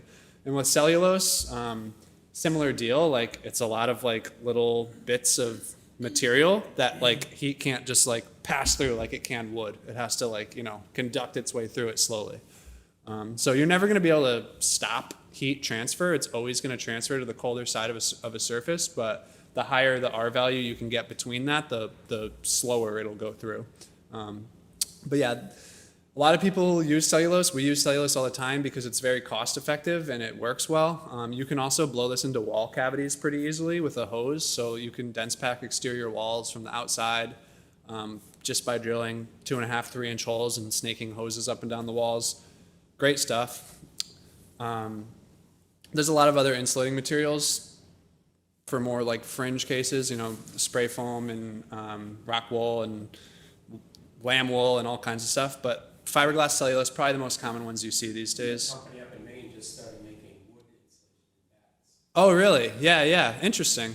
Yeah, I mean, there's nothing inherently wrong with wood, but when I talk about the thermal bridging, it's just the fact that it's like a solid plank of wood. That's what's causing heat. The R value of a wood board like that is about 1 per inch. So if you have standard 2x6 framing in your attic, which most people do, then the R value of all the exposed wood is basically R6, which is very bad. Current code for insulation and new construction is R38, and pretty soon it'll be R49. And Energy Star will be R60. So, yeah. So that means if you were to insulate your attic up to Energy Star code with just boards, you would need 5 feet of solid wood, to do what 14 to 16 inches of cellulose will do. Yes, I won't get into too much of the insulation. I know I'm kind of running out of time here. Heat pumps, kind of a lot to talk about with them, but just generally speaking, heat pumps are becoming really popular. They're an awesome technology. They are electrically driven, but they're not like a resistance form of electric heat, like an electric baseboard would be, or like an electric furnace. Basically, they just move energy around using refrigerant loops. Essentially, you can think of a heat pump as like a refrigerator or an air conditioning system that's able to run in both directions. So it's very similar to how a central air conditioner works, where there's a refrigerant loop, they're compressing and expanding a refrigerant into a gas versus a liquid, and they're using fans to blow off excess heat. That's how an AC works. Heat pump is the exact same thing. It can just work both directions. So they can provide heating and cooling. The reason that heat pumps are so popular is because they're super, super efficient. And they don't use any fossil fuels. So I'd say those are like the two main benefits. And heat pumps, typically you'll see them like ground source heat pumps like geothermal. You'll see air source heat pumps, which come in a couple types. There's also heat pump water heaters that are gaining a lot of popularity these days as well. So just, I got to go through these kind of quickly, but just being sensitive of time here, but ground source heat pump, they're actually drilling wells to access the water table, and in doing so, they can access water that's like 55 degrees year round rather than, so basically the ground temperature is much warmer than the air. They drill these big wells and they run the refrigerant loops down in them. So because the ground is warmer, they can operate even more efficiently than an air source heat pump. Air source heat pumps, similar technology, but instead of going into the ground, they're just exchanging energy from ambient air, which even if it's quite cold outside, with current technology can still be super efficient. With air source heat pumps, there's two main types, ducted and ductless, that you'll see. Ducted heat pump is actually connected to ductwork with like a central air handler that distributes through ductwork in the house, whereas ductless systems don't have a distribution system. They'll still have an outdoor unit, but it'll just be linked to like individual wall-mounted heads. There's a lot of benefits to doing it one way or the other. Typically, if you already have ductwork in your house, like you have a central air system, you'd probably be a good candidate for doing a ducted heat pump. If you don't have ductwork distribution through your house, or say you have no cooling, currently, the ductless systems are a great option. And heat pump water heaters, I mentioned a little bit, but same deal. The only downside of using them, I wouldn't say a downside, but just bear in mind, because they're taking energy from around them, they will lower the ambient temperature of the space that they're in. I was a little bit insensitive to time on this, so sorry about that, guys. I'm going to just quickly go through. There's a lot of really good incentives through Energize CT. I'm not going to go through every single one, but with insulation, typically up to 75% of cost is rebated through Energize CT in market rate. Income eligible, it's 100% covered. Advanced duct sealing, like the AeroSeal I was talking about, again, income eligible, 100% covered. For market rate, a $1,750 rebate, which is usually like over 75% of the cost. Unless the system's cooling only, then the rebate's a bit less. Pretty good heat pump incentives these days varies based on the type that you're putting in, but they're pretty solid. On the income eligible side, up to 25 grand is covered towards heating and cooling heat pumps, and 3,500 for heat pump water heaters. Market rate for air source heat pumps, the most common ones we see, you're looking at $750 per ton. That's how the systems are sized, up to 15 grand. Window incentives, not incredible this year. There's a $100 per window triple pane market rate rebate, and income eligible up to 12,000 covered towards window upgrades. A lot of other just, I don't want to say random, but just like more obscure incentives on things like thermostats, and appliances and other water heating systems and things like that. I did want to mention this quickly. Really good financing is available through Energize CT. So for small upgrades, like say a small insulation project or a water heater, they'll actually allow you to finance interest-free over a 3-year term up to $3,000 through your electric bill. And for larger upgrades, such as heating system upgrades, they'll allow you to finance up to $15,000 at a 0.99% APR on up to 10 years, also through your electric bill. Both really good options that not a lot of people know about that can make these upgrades much more affordable. I have here the eligibility for income eligible program, if anyone wants to snap a photo of that. And I know I'm running out of time here. I do have a table set up over there if anyone wants to come chat. But generally speaking, let's say you guys want to sign up for this. There's 3 ways you can do it. You can go to eversource.com and you can be linked up with a program vendor. You can call the Wise Use hotline to be linked up with a program vendor, or you can contact a program vendor like us directly to schedule. There's probably about 25 vendors like us doing this in Connecticut, all under Energize CT. And yeah, this is our company's information. Thanks for joining me today. Like Mark said, we are a team of architects and builders, a mission-driven company. We're located in Avon, right down the street on 44. And yeah, we design and build net zero homes, or we do energy retrofits on existing homes as well. I'll dive into a little bit more of what that means. A lot of this presentation will be geared towards new homes and what we do with those, but there are Definitely a case study for what we call deep energy retrofits or medium energy retrofits, which is where we would, kind of in conjunction with the previous presentation about getting a HES audit and electrifying the house as much as we can. We try to find examples of places to improve the insulation and air sealing, get off of fossil fuels whenever possible, and try to get as close to a net zero condition, which I'll explain a little bit further, as we can on the existing home side. We do build new homes as well. We've just completed this net zero home out in Woodbury in January, as well as a multi-generational home, which we're really exciting down in Avon. The structure on the right-hand side is for a young family and their 2 children, and then this is actually an attached accessory dwelling unit where the in-laws will live and have a 1-bedroom apartment-style living. But so both homes will be fully powered by solar panels and have a net zero condition through the life of the building. So we like to start talking about existing homes and what you know about them and the homes that we're all used to living in. Every home, when they're built, it's a story about what mattered at the time it was built. What we've seen is a trend of homes getting bigger and bigger and bigger and bigger while the amount of people in them is decreasing. So you'll notice if you visit our website, it's called Homes That Fit. We're not necessarily designing tiny homes, but we're paying really close attention to the square footage and the true needs of the house as opposed to building, these McMansions that you kind of see popping up all over the place. When homes are built, typically they're used with familiar elements and default practices. So builders will say, we've been building this way forever and we need to do it this way. We like to still use conventional methods, but just pay close attention to some details. Our relationship with energy in existing homes this is kind of how we break it down, is build the house you want and install a big machine, typically in the basement or in the attic. You're filling it up with some type of energy source, whether it's gas or propane or oil, aiming for comfort, and then you get feedback once a month in the form of your energy bill. So that's kind of the cycle that we're used to seeing. If you're uncomfortable or if you're trying to reduce your utility costs, you have these kind of workarounds, whether it be as simple as just wearing more clothes in the house, or maybe you have one of these devices to aim for comfort in your house that your existing system's not providing.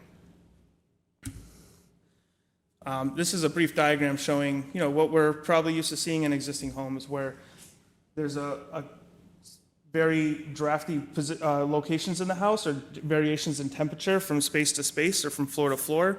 Maybe the windows are leaky. There are replacement windows many homes have had at this stage, but there are even further performance that you can take the windows to. Cold surfaces and just uncomfortable towards the exterior facility. We're also not controlling the air that's leaking into our homes, so that's unfiltered cold air that leaks in. And we don't have any way of controlling that in existing homes until we, start changing the air barrier of the house.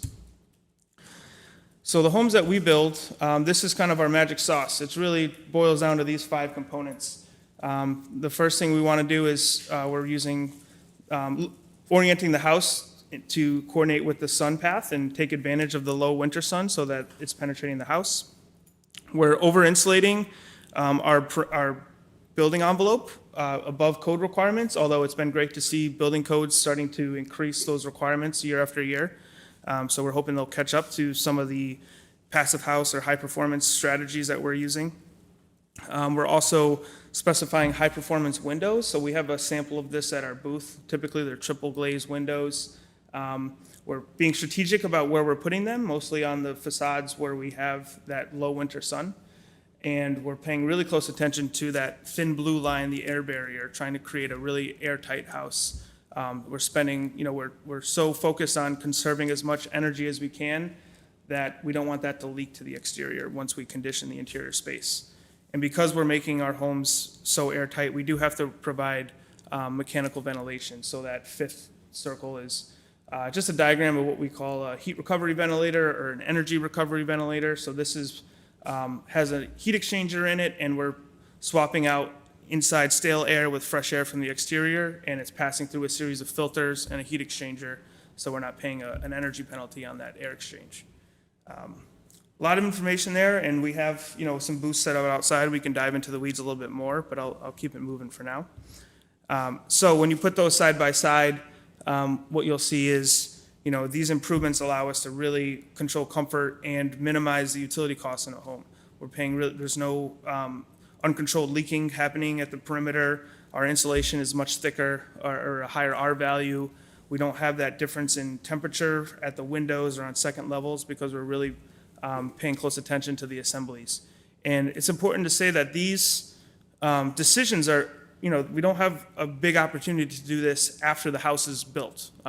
We can, obviously through remodeling and tearing things apart, we can make a dent on the exterior wall assemblies, but it's, if you're considering building a new home or adding on to your house, you really have a really great opportunity to implement these strategies at that time as opposed to coming in later and trying to, we call it pasting on, performance at the end.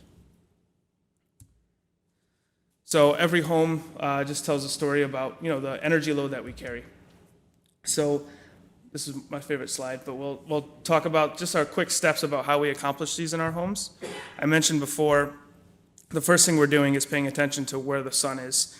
And it's critical because in the summer, we want to design our homes to block that hot summer sun so we're not overheating.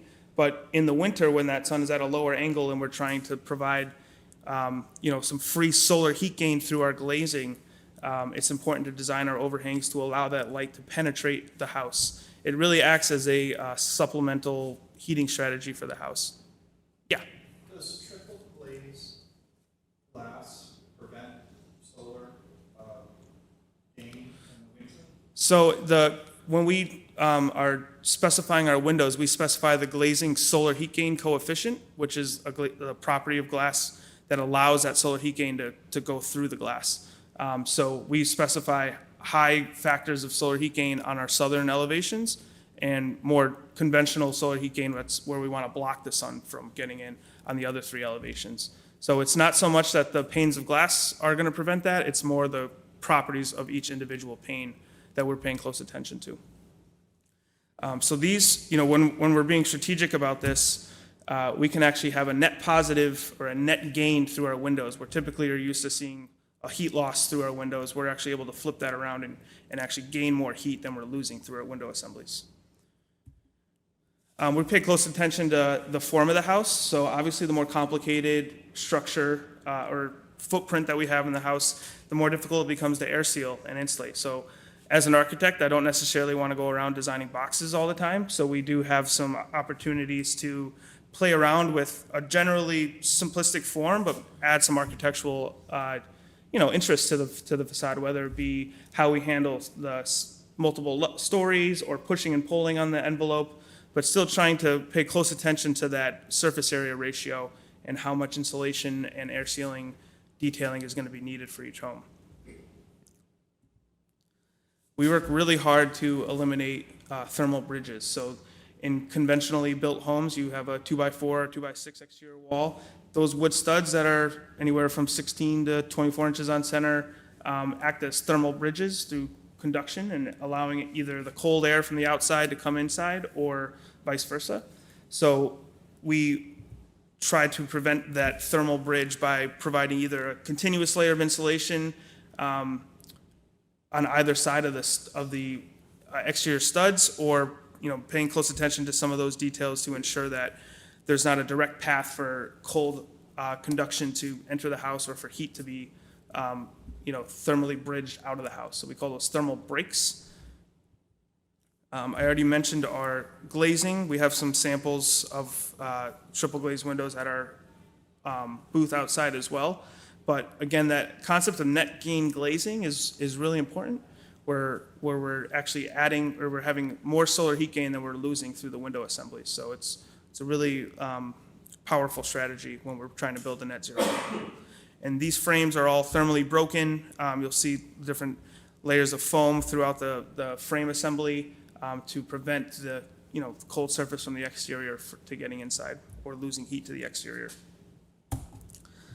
Again, just kind of drilling in that net gain sealing. So when we put all these together, again, in a maybe in a conventional home where we're used to having those various temperatures, we're really minimizing that difference in temperature at different locations in the house.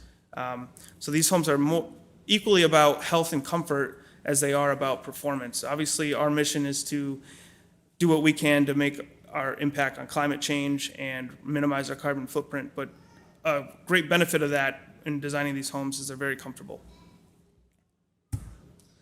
On remodel projects, we're always looking at if, maybe the triple glaze window doesn't necessarily financially make sense for that project, but we are paying attention to the style of window. We do prefer casements or awning or hopper type windows as opposed to the double hung windows. There's just more opportunity for air leakage at the perimeter of the sashes. So in a double hung, the windows that slide up and down, you'll see that there's twice as much perimeter area for potential air leakage, whereas a casement is really sealed well against the frame and a lot more control on that air tightness. So when we think about our building envelopes, we think about them as our third skin, and our summary is to bundle up. It's really important that we're providing that layer of insulation that's above code, but obviously there's a return on investment that we're paying close attention to, not to over-insulate just for the sake of it. So we have our building envelope superheroes, and I won't go into the weeds on each of these, but I'll just list them here. So for every home, there's 4 barriers that are really important to pay close attention to. The weather barrier is probably the one that everyone's most familiar with. This is like roofing and siding, your windows. It's preventing that bulk water from getting into the house. The air barrier is what we've been paying close attention to, as well as our vapor barrier, which is a whole nother discussion. But we want to pay close attention to the junctions of where windows and floors and foundation, all those interactions are happening to maintain a consistent air barrier to a point where you should be able to, in a drawing like this of a house, be able to put your pencil down and trace the air barrier with a continuous line without any stops and starts. So we're really trying to prevent anything from leaking into the house or leaking out of the house. The thermal barrier is the layers of insulation that we're providing, both in the attic assembly, in the lower level assembly, wall assemblies, even the window frames that I showed earlier that are insulated and thermally broken. That's our third superhero barrier, and the last one is our vapor barrier. So we don't ever want to create conditions where there's condensation or potential for mold. So with these high performance envelope assemblies, we have to pay close attention to the vapor profiles of these assemblies and making sure either vapor is never getting to a condensing surface and being stopped by a barrier, or we're allowing those assemblies to dry to the interior or to the exterior. So every house is different. It's just something that we pay close attention to. We obviously have a lot more control on new construction, but on remodels or existing homes, it's something that we investigate to make sure we're not trapping moisture in any of our work. Yeah. Bathroom fans seem like it would be problematic, the moisture in the bath. How do you deal with that? So with exhaust from bathrooms, I'll get to this shortly, but we use our mechanical ventilation, that ERV, energy recovery ventilator, to actually exhaust air from bathrooms and from kitchen areas, as opposed to having a direct vent to the exterior. In certain remodel projects, we still might have to rely on a bathroom fan to get that moisture out of the bathroom, but it is a penetration through our air barrier and all the work that we did to try to create a nice tight assembly. Exhaust fan kind of eliminates that. So we are a design and build company, so what we like about that scenario is that we have close coordination of the details in the field. I work daily with Janet, who's on vacation today, but she's been building homes for longer than I've been alive, so it's great to be able to lean on her and make sure these details and all the work that we're drawing is executed properly in the field. During construction, we do, if anyone's had a home energy audit, you might have had a blower door test done at your house. We do a series of these throughout framing to just make sure we don't have any big air leaks at the rough framing stage. It's also a lot of fun for our framers it's kind of a little bit of a test of how they put the house together, so they get really invested in that process. So what we do is we obviously tape off all the openings to the house, but we are filling the house up with fog and trying to determine where leaks are happening through the rough framing. And if we can stop a lot of the leakage at this stage, by the time we start adding in all of the finishes on the interior and on the exterior, that air leakage number is even smaller than where we start at the rough framing stage. So we do a series of these blower door tests. We have a lot of fun with it because we get to have a little fog party.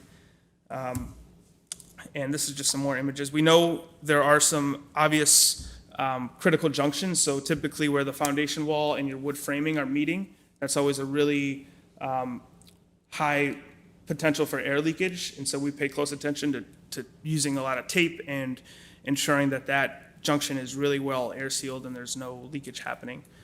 So what's normally happening is you're having air leakage through your ceiling or your roof assemblies, and that's being replaced by outside air coming in at that juncture that's shown on the right-hand side. So we try to make sure that's nice and tight to minimize that unfiltered air coming into your house. And this is also something we can make a huge dent on remodels. We will go into your basement, and if, again, back to the home energy audit, this might have been one of the recommendations they would provide, is to air seal and insulate the band joist, which is that rim that wraps around the foundation wall where the wood framing starts. In our new homes, we're actually providing a plywood ceiling at the top of the house. That's our air barrier. So we try to avoid any types of penetrations into the attic space and just separate that from the building assembly. We're using loose fill cellulose insulation in our attic, so we're putting that on top of the plywood. It's not shown in the picture, but you'll see all the joints are taped, paying really close attention to just having a really airtight assembly. Yeah, this is, yeah, I think it is. Yeah, so this is Paul's house. This is a good, I knew you were going to be in the room. When we do have to make penetrations, we are paying really close attention and detailing that. There are some really great products out there for gaskets. A little bit in the weeds here, but just this geek stuff kind of gets me going. So back to the question about ventilation. So you've heard me say we're spending all this energy and effort, and it's mostly a labor cost in terms of that air sealing. It's not like we're using special materials or crazy tapes that aren't used on conventional homes. We're just paying really close attention and making sure that all of those gaps are sealed up, and testing it to make sure that there's no leakage. So with that, we have to make sure we're providing healthy, fresh air. We don't want to have a stale home. So we have a balanced ventilation system. And even in some of our remodel projects where we're able to make a really good dent on the air leakage of a house, we will still put in a new ventilation system if it's appropriate.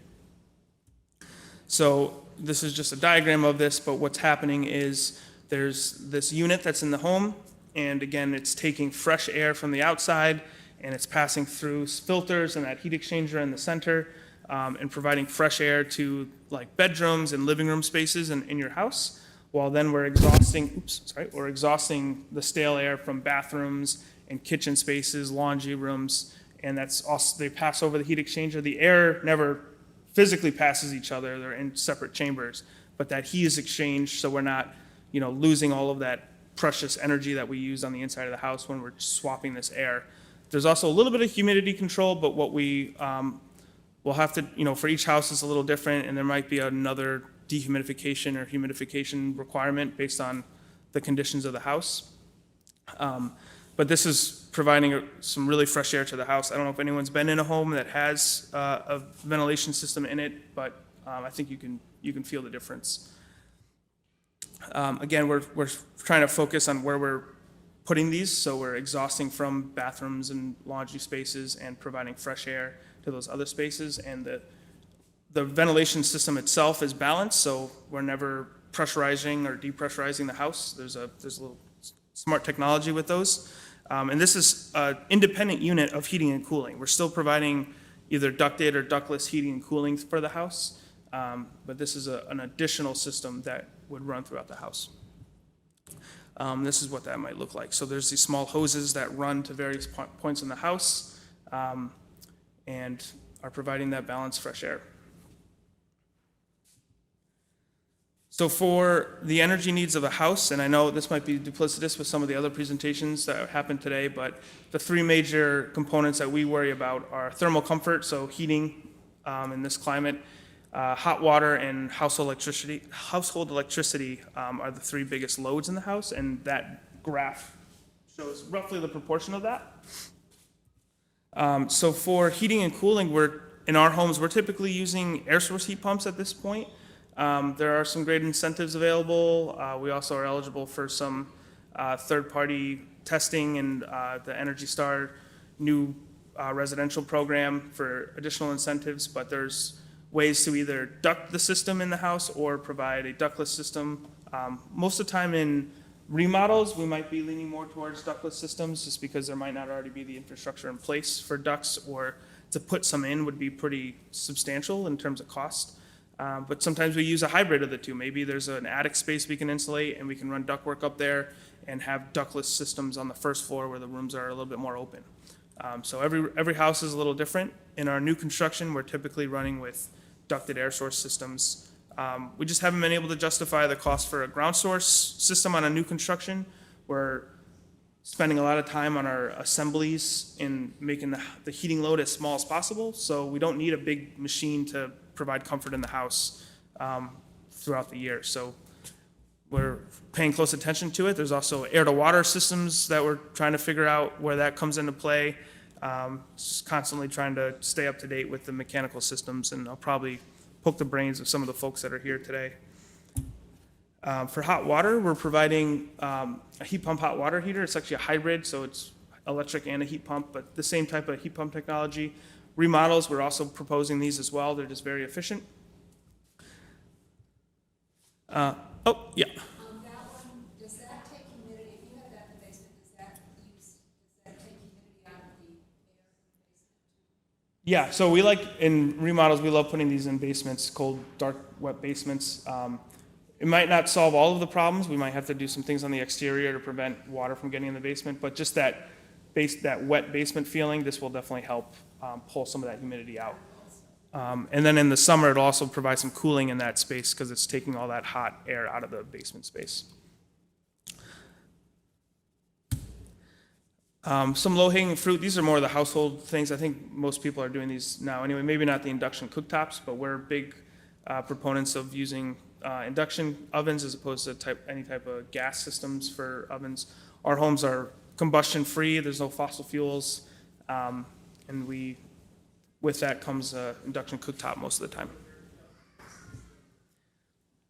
In terms of getting to net zero, so if we look at these red bars for these different types of homes or different criteria, you'll see the passive house, which is the standards that we're building to, our heating load is very small compared to these other systems. And our household loads are actually larger.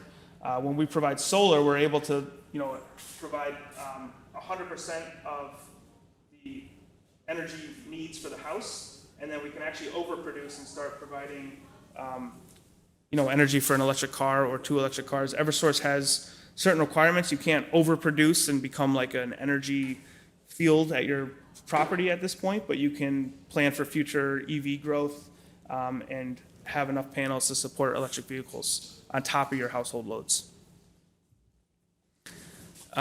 These next series of slides, and I'll check on my time. We've got 4 minutes. Mostly what I want to touch on here is, again, back to that idea that you only have an opportunity to make these decisions on the performance and the envelope of your house at certain times. It's not something that you're going to be able to do, like the stuff inside your house or even the layout of rooms. Those can change on a more frequent scale than changing the exterior envelope or how you insulate your foundation. That's kind of a one-time opportunity. So thinking about these layers of change and the opportunities over time is why we make such a, when we invest more for these homes, we're putting that into the structure, into the skin, things that are changing over at a much slower frequency than, let's say the way the kitchen and dining room are laid out. So spend a little more to save a lot. We do all of our homes. We think, we'll tell you they'll perform a certain way, but we do have to get third-party certification. Typically, they come with some type of capitalized annual savings that's, real dollars over the course of 30 years. Not having any utility costs is pretty awesome. We are investing, if you're building a new house and you have 500 things you have to purchase for that new house, we're investing in 5 categories, which is the HVAC, insulation, air sealing, which is mostly a labor cost because of just paying closer attention, those high-performance windows, and then a little bit more on framing because we're building thicker assemblies at the exterior walls to accommodate for that insulation. But we find that, the cost is somewhere in the 5 to 8% of additional costs. That doesn't include the solar panels, but we're not using unique building technologies, or it's all conventional framing and conventional materials. We're just assembling them in a specific manner. So again, this is something that needs to be baked in at the beginning and not pasted on at the end. Hi. Do you ever use structurally We typically don't use them now, but we run into a lot of existing homes that have the SIPS panels, and a great option. We just cost-wise, we like using cellulose insulation as much as we can. It's also a carbon storing material, so we have some material selections on that. We're trying to stay away from foam as much as we can, but it is a very high R value and helpful in a lot of locations. But we're trying to use our cellulose and other carbon storing materials in our homes at this time. So I think the big reason most of us are here is, there's a little bit of, we call it outrage and optimism. We know through building we can make an impact, and we're just trying to tell as many people as we can about the way of how we build and why others should be doing it as well, and why it's important. So we're on board with the Electrify Everything movement, trying to clean up our electrical supply and having a combustion-free, fossil fuel-free homes.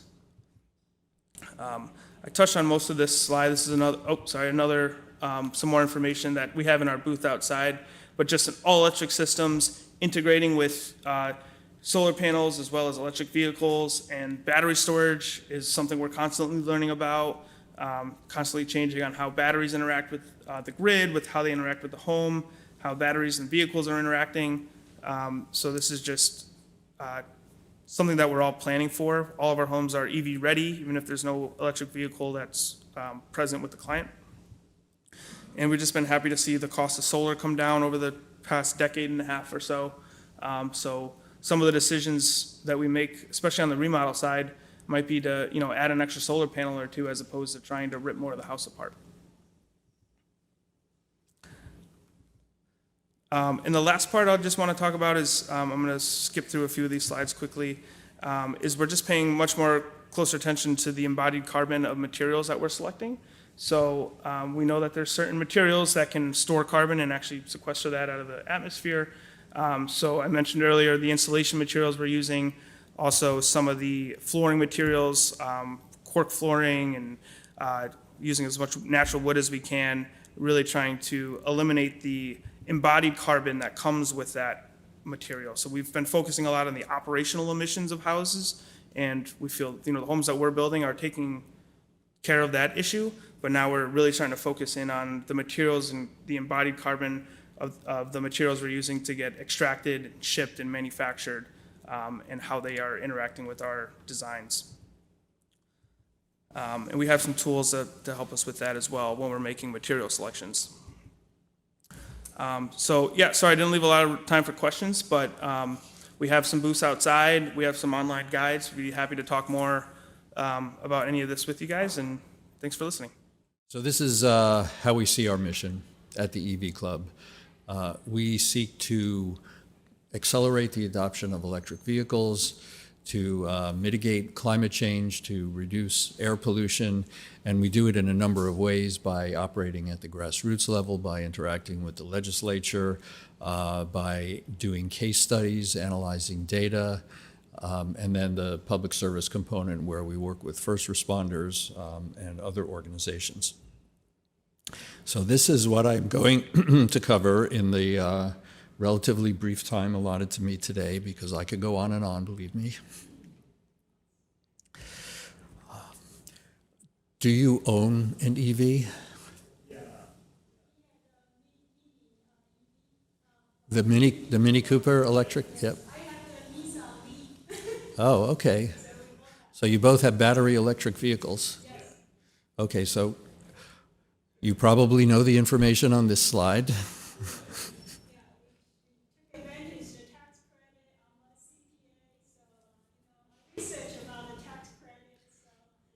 So you got both the federal and state incentives? Yes.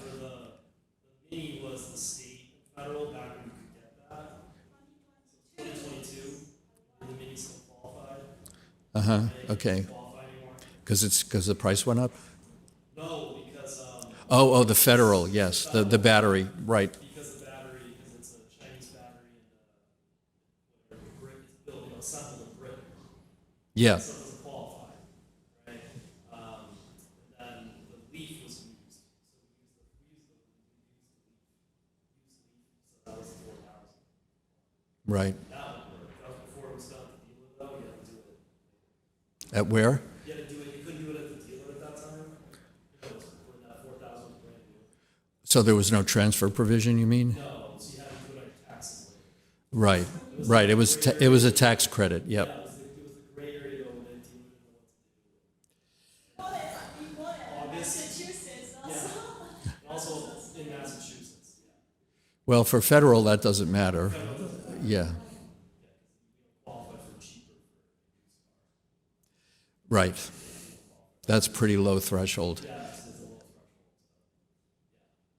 So, but we found a used one that was like a 2019 Leaf that was the long range one, 6,000 miles on it. Uh-huh, that's great. Owned by the state of Cambridge. So no one ever drove it.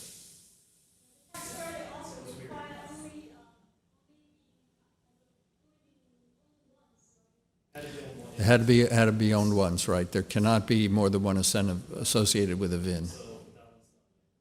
Right, well, you guys know all the rules, and I think you know all of these reasons: zero emissions, they're fun to drive, they're convenient.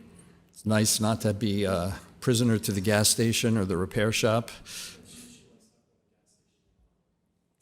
Right, especially when it's 10 degrees out. Yeah. So I should actually give the presentation. Yeah, okay. Yeah, all right. Well, EVs do have less maintenance. There's no transmission, there's no spark plugs, there's no oil changes, there's no belts. They have regenerative braking, so you won't need to replace your brakes nearly as often.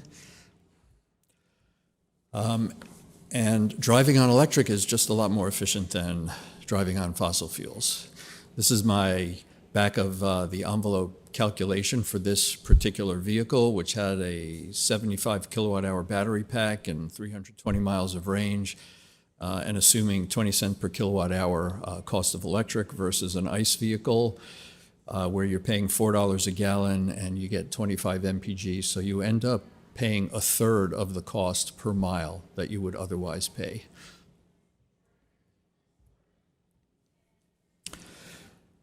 And of course, the price of gas is volatile. So this, I grabbed this screenshot from Gas Buddy a couple of years ago, and around when the Ukraine war started and we were still in the midst of supply chain disruptions, gasoline peaked to over $4 a gallon, almost $5.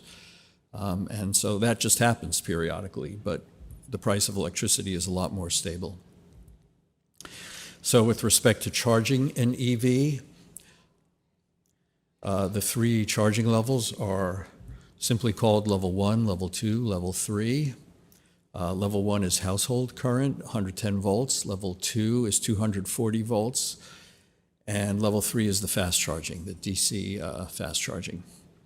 At the top are the connectors, the J1772 for non-Tesla level 1 and level 2, the CCS connector for fast charging for non-Teslas, the CHAdeMO, another fast charging connector, which came over here with the Leaf, in the early models of the Leaf. It's a Japanese standard. And finally, the Tesla charger, which uses the same plug for level 2 and level 3. It's also referred to as NACS, North American Charging Standard, and now, since it's no longer proprietary, J3400 is what the engineers have assigned to it. So with level 1, a lot of people don't need to buy a charger. If you have a plug-in hybrid, the battery is relatively small, or if you don't do a ton of driving, you might be able to get away with level 1 charging. I just want to point out that some homes have 15 amp outlets and others have 20 amp outlets. And so if you're going to live by trickle charging, It's not a bad idea to think about upgrading your outlet to 20 amps if you have a 15 amp outlet. It's not expensive to do, and it pretty much doubles your charging speed. With level 2 charging, this is a little more involved because you have to pull a 240 volt line from your panel, and then the charging units themselves come in different amperages, ranging anywhere from 16 to 80 amps. Well, 80 amps is commercial. Most home units are between 30 and 50 amps. It seems the ones on the market right now, you know, the power level has been inching up, so most of them are 48 amps. And then whether you want a J1772 plug or a Tesla plug, and regardless of which one you get, there are adapters. Installing a level 2 charger, it's my recommendation to start with getting the electrician over, because he can assess your panel and he can tell you, you know, if you have a 48 amp unit that you're looking to get, you need a 60 amp breaker, which is pretty heavy. So he can see how much service you have in your panel. If you have another high voltage device, he could hook up one of those devices that allow circuits to share, so that if you turn your oven on, if you have an electric oven, or your dryer, the charger can stop charging, and that way you don't have to go to the expense of upgrading your electric service. Or if you're doing something more ambitious with your home, like with the last speaker, if you've got solar and battery storage and an EV, you know, then a smart panel in that case might be a consideration.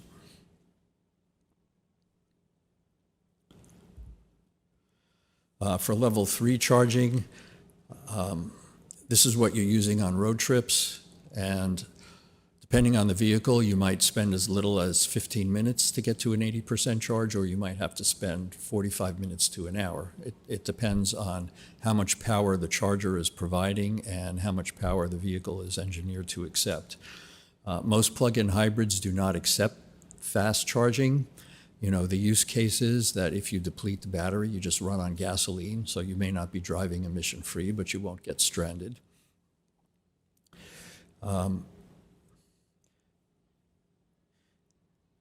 Now, there's been a bit of turbulence in the world of fast charging over the last week because Tesla announced that they just fired all their supercharging staff.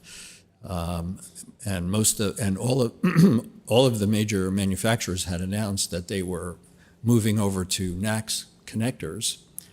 And it's not only with Tesla what they're doing, but how they're doing it, which is that nobody knew. And I know Ford and Rivian are now able to access the Tesla networks, but with all of the other manufacturers, it's still a work in progress. Excuse me. And I understand that a lot of them no longer have the contacts that they were working with, and so we just don't know what's going to happen. Go figure.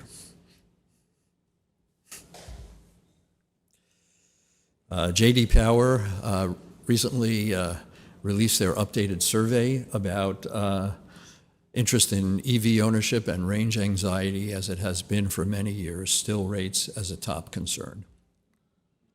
But we can unpack this a little.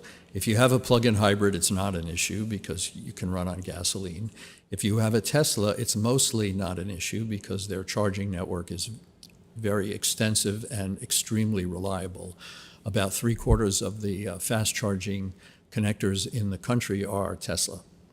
So we hope that some of the other companies will step up their game, not that anything has prevented them from doing that to this point, but now that Tesla seems to be putting the brakes on, maybe some of the others will move more aggressively into this space, improve the number, or increase the number of locations and improve their reliability.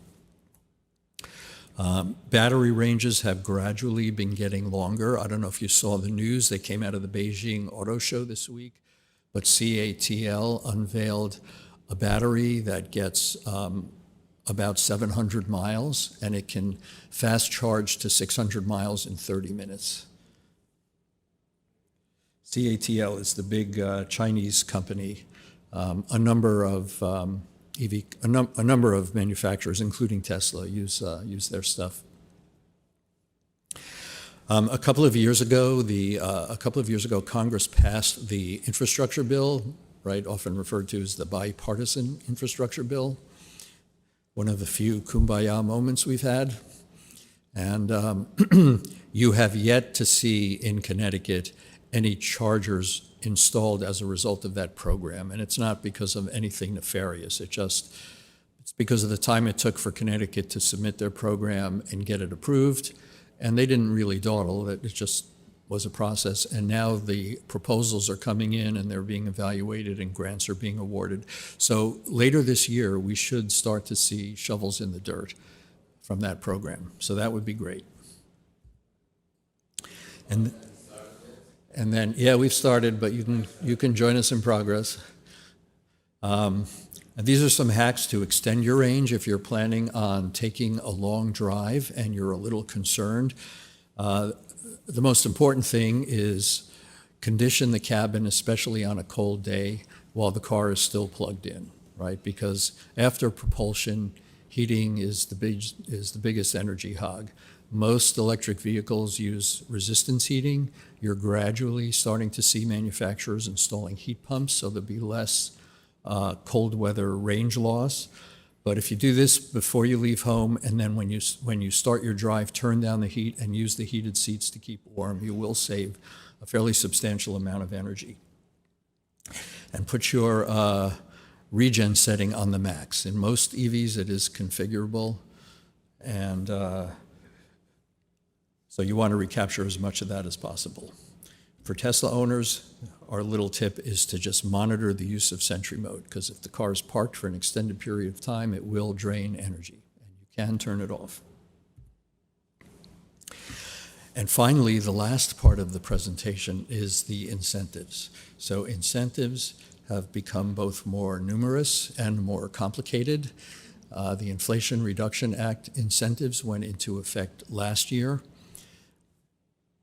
And then there are the state cheaper incentives and incentives for charging that were designed by the Public Utilities Regulatory Authority and offered by Eversource and United Illuminating, and then some of the municipal utilities have their own incentives. So the federal incentive has a lot of rules having to do with where the vehicle is assembled, where the batteries are coming from, where the minerals for the batteries are coming from, how much the vehicle costs, how much, what the income level of the buyer is. But if you qualify for all of these things, you can get up to $7,500. And what has changed this year relative to the first year of the program is that the transfer provision is now in effect. And that means the seller can transfer the credit to the buyer and take the incentive as a point-of-sale rebate. So that was a big improvement. Not only do you get it right away, but people who don't have enough income to burn off the incentive, to burn off a tax credit, can now make use of the incentive. And there's an incentive for used vehicles. And the hard part is figuring out which vehicles are available. The Department of Energy publishes availability on the website. We also have a lot of content on the EV Club website and a link to that DOE page. But you'll notice that if you go to the DOE page, you'll notice that a lot of them will have a bit of a hedged phrasing, like the vehicle could be available, and that's because the manufacturing, the sourcing and the manufacturing can change. The MSRP cap applies to the base trim level plus factory installed options. So if you really load up the car, you may end up exceeding the MSRP cap. So you do need to check with the vehicle seller and just confirm it. The state incentive is a little less complicated, but you can get $2,250 for a BEV and $750 for a PHEV. And then there are extra rebates that are available for income-limited individuals. The only real criterion is that the MSRP cap is $50,000, so it's somewhat low. The federal MSRP cap is $55,000 for a sedan and $80,000 for an SUV or a pickup truck. The MSRP cap in the state program is defined differently than it is in the federal program. It's the base trim level of the car. So you can load it up with options. It won't affect the eligibility of the vehicle. There's a limit of 2 incentives per person lifetime, right? You enter your driver's license number when you get it. And that began as of 2021. So the program began in 2015. And if you got an incentive before 2021, it resets and you can get 2 more. There is an upcoming incentive for fleets. DEEP has not announced specifically when they're going to have it implemented. We were hoping it was going to be last year, so we're obviously a little behind schedule, and we hope to hear more when they have their next board meeting in June. And there are a whole bunch of rules around that. I would encourage you to go to the website where we've got them all listed.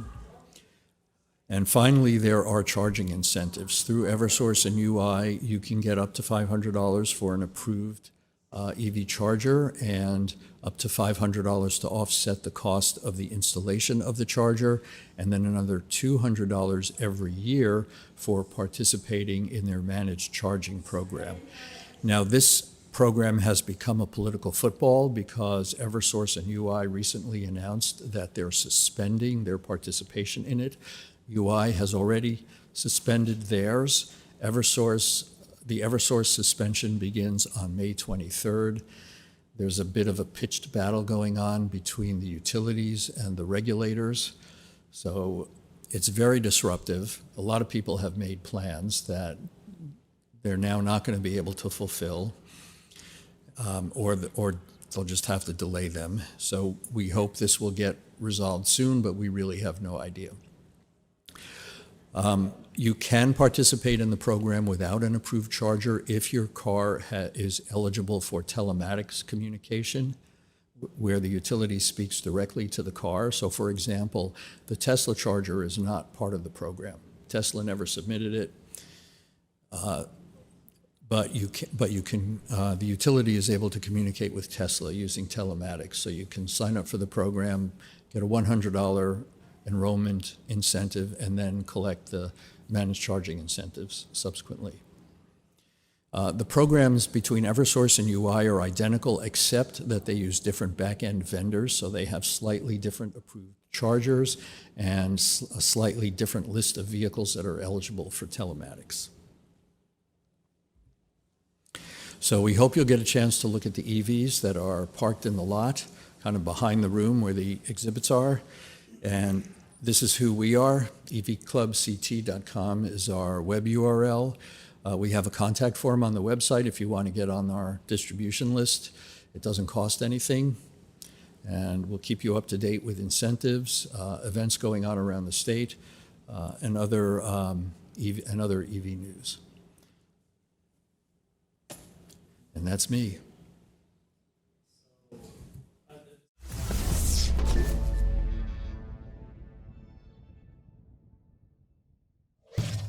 Funding for Simsbury Community Television is provided in part by contributions from viewers like you. Thank you.